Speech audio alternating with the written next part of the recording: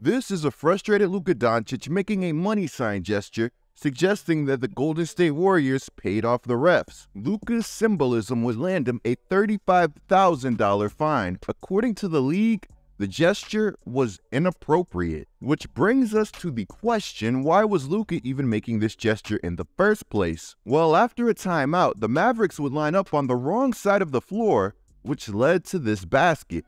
One of these like, hey, thank you very much. The Mavs believe that a ref indicated that it was Dallas ball heading into the timeout, and then after that timeout, that same ref had an entirely different story. These 2 points would end up being gigantic for the Warriors, as the game would end up being a one-possession game late in the fourth quarter. This whole sequence had Mark Cuban so mad that the Mavericks were planning a formal protest of their L. With the Western Conference standing so tight and with the season winding down, I understand the Mavericks' frustration. I just wish that they had used that frustration as fuel for their upcoming games.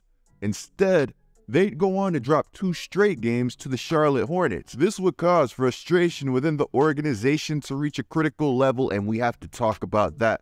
Do you guys understand how good that this Curry range dagger must have felt for Dennis Smith Jr.? Dennis said that as soon as he hit this shot, he looked over towards the bench and said, "Hold that." For a little background, the Mavericks drafted Dennis Smith Jr. 9th overall out of NC State in 2017. If there was one thing that Dennis Smith Jr. had coming out of NC State, it was athleticism and talent. He was a high-flying point guard that was full of potential.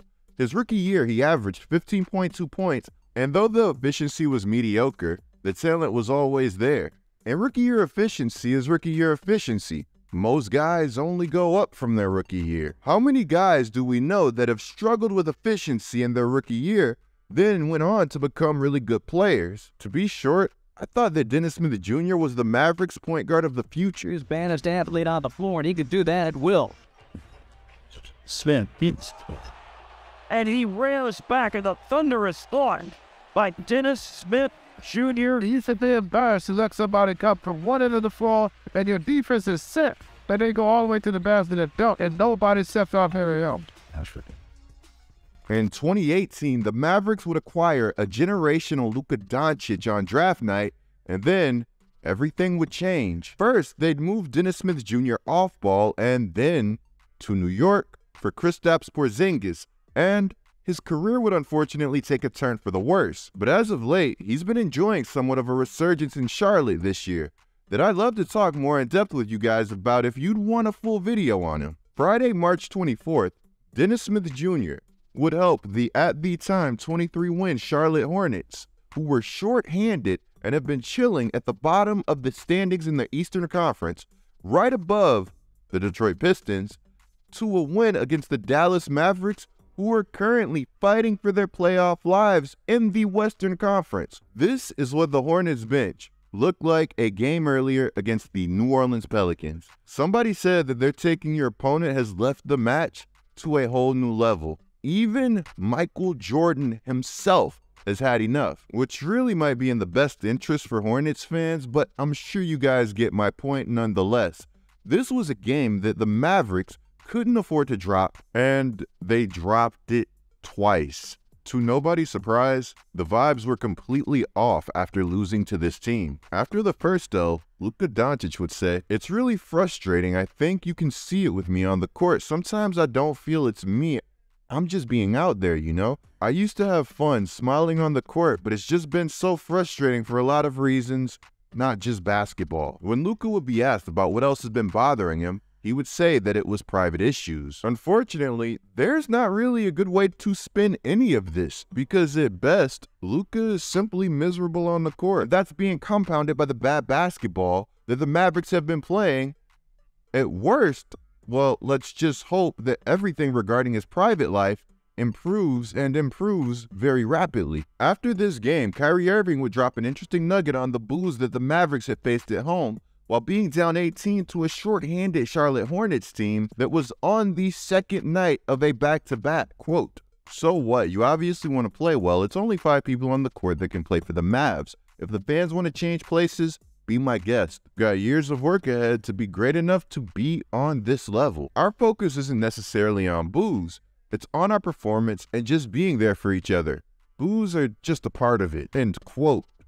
Mavericks fans usually don't boo, so for this fan base to boo, you know that things had to be going pretty bad. It doesn't help that while all of this is going on, that Jalen Brunson is in New York living his best life while reflecting on what could have been as a Dallas Maverick. Brunson recently told Bleacher Report that I can't say anything bad about Dallas, but obviously, I wish that things would have happened differently. He continued saying that there were 2 times that I thought we had offers on the table before the season, and then around I think December or January, they looked the other way.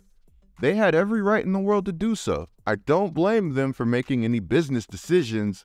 That's on them. I've been a believer in the elite talent on the Mavericks' ability to carry this team despite its defensive deficiencies, but it's starting to look more and more like I was wrong. The injuries don't help, don't get me wrong, but the general feeling around the team isn't good, and today, I feel like this team has more questions than answers, and yet here I am, still not giving up hope, because I still believe that if you can get these 2 ridiculously talented and elite half-court scorers into the playoffs when the game is slowed down, then maybe, just maybe, we could be in for some fun. There are not very many playoff performers that rise to the occasion like Luka Doncic. I refuse to believe that the Mavericks would rob us of a playoff Luka Doncic this year. By the way, Mavs fans, how about Jaden Hardy? We made a video on him before the season even started, and some people, who will remain unnamed, said that we were too high on him. And look at him now, having multiple 20-point outings, averaging 17.6 points in the month of March, while shooting 44% from the field and 47.3% from 3. If you guys want another video on Jaden Hardy, just let me know. When it comes to the Mavericks, I know that I'm probably being too positive, but they're legit a team that I've had a lot of love for. With that being said, this team needs to decide if it wants to be good or bad really soon, because if they land somewhere in that nasty middle ground that nobody wants to be, they could end up potentially giving New York a lottery pick, as their pick this year is top 10 protected, and you can go ahead and thank Kristaps Porzingis for that one. The Mavericks have a very easy schedule remaining that this team really needs to take advantage of. Guys, in the comments below, let me know what you think of everything. Clicking the video on the screen right now is a great way to support my channel.